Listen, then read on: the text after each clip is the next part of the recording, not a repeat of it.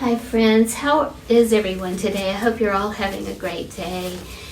And I have here a 16 by 16 inch gallery canvas. I'm gonna do a cloud pour, and I have a special treat today. I have Crescendo by this little piggy, and I'm gonna put that in first so that it can come out last.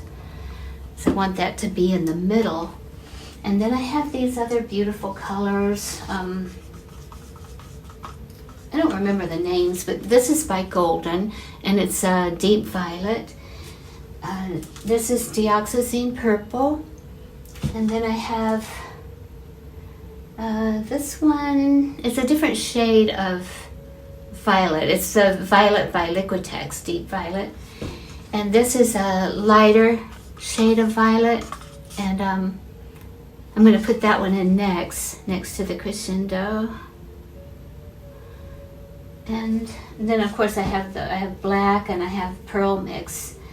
So I'm going to go ahead and start layering the cup. This is the deep violet by Liquitex. And this one's the other one, the one by Golden.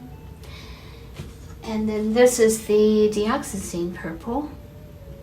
Now I'm going to put some cloud mix.